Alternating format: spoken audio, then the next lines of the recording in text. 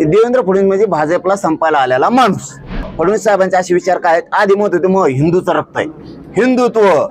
आता त्याचं रक्त बदललं, आता म्हणतो मग ओबीसीचं रक्त आहे. ते लय चाबरा आहे तो माणूस, म्हणजे फडणवीस म्हणजे लय चाबरा माणूस. आता isakal.com आहे देशातील नंबर 1 ची मराठी न्यूज वेबसाईट.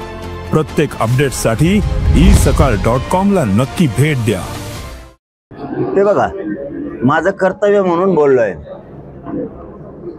त्यांनी काय आमच्यासाठी लय काय पाची पकवानाचे ताटक करून ठेवलेले नव्हते मराठ्याच्या नेत्यांनी. पण कुठंतरी दिसतंय आम्ही गरीबाचे लेकर आहेत, आम्हाला गरीबाची माया येते तशी श्रीमंत मराठ्याची पण येते म्हणून आम्ही त्यांना सांगायला लागलो. आणि ते काय शिमडे लेकर आहेत होय, त्यांना कळत नाही. त्यांनाही कळतंय आपला कसा फेस पाडीलाय म्हणून. एकदा घेऊस तर सत्ता स्थापन होस तर शिंदेना घेतलं.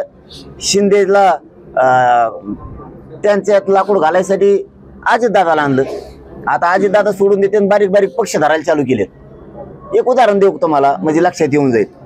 पहिल्यांदा ते काहीतरी आता हिंदूचे मोर्चे काढीत होते, त्या टायमाला काय नाव दिलं तर कन हिंदू जननायक हिंदू सम्राट काहीतरी नाव दिलं. एक आता नाव नाही घेत मी एका नेत्याला, ते नुसते सभा घ्यायचं हिंदूच्या. फडणवीस इतका डोकेबाजी, त्याने आता 3 जननायक केले, एकामेकाच्या बोकांडी बसून ठेवले लगेच.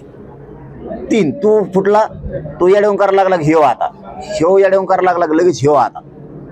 असं केलंय त्यांनी चौकून. पहिली भाजपाची रणनीती अशी नव्हती. भाजपाची रणनीती पहिली अशी अजिबात नव्हती. देवेंद्र फडणवीस म्हणजे भाजपला संपायला आलेला माणूस. भाजपमधले सुद्धा अर्धे संपले त्यांनी. ते नितीन गडकरी साहेब दिल्ली सोडित नाहीत. खडसे साहेबाचं टंबाळा वाजलं, ते मुनगड्डीवार भाऊ तर ते सापडानातच कुठे आहेत. असे तुम्हाला यादीत देईन बॉबी किती कार्यक्रम लावलेत. ते फक्त सत्ता पाहिजे, ओबीसी नको, हिंदू नको. का नको म्हणतो मी? त्यांचे विचार, त्या फडणवीस साहेबांचे असे विचार काय आहेत? आधी म्हणत होते मग हिंदूचं रक्त आहे, हिंदुत्व. आता त्याचं रक्त बदललं, आता म्हणतो मग ओबीसीचं रक्त आहे. ते अरे बाबा, तो रक्त कोणाचं आहे आम्हाला एकदा सांगा यार. DNA आता उद्या कोणाचा म्हणतो सत्तेवर यासाठी काय माहित. आता कोणावर म्हणतोय? म्हणजे असा माणूस राज्याला घातक, क्लिअर असावा माणूस. मी कसं म्हणतो, मराठ्यासाठीच लढणार, पण गोरगरीब ओबीसीवर शेतकऱ्यावर अन्याय नाही करणार. बघा 27 तर शेतकऱ्याची कर्जमाफी करतो मला केली का रे? शेतकरी काय ओबीसी नाहीत का? लाडक्या बहिणीत ओबीसी नाहीत का? किती फसवतो यार. चालतात फसित, कोणाला फोडीत, कोणकडे टाकीत, त्याला मागं जोडीत दुसरा. एवढ्या जोड केला त्यांनी, एवढ्या कळा नाही हळूहळू.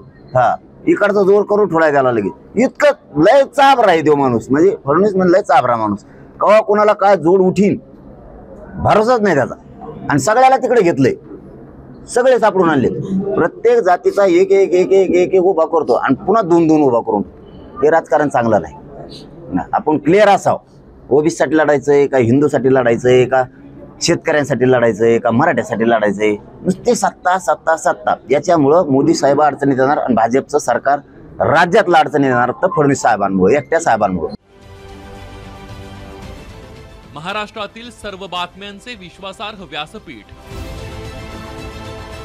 सकाळच्या सर्व सोशल मीडिया प्लॅटफॉर्मला लाईक, फॉलो आणि सबस्क्राईब करा. तसंच सर्व नोटिफिकेशनसाठी बेल आयकॉन प्रेस करायला विसरू नका.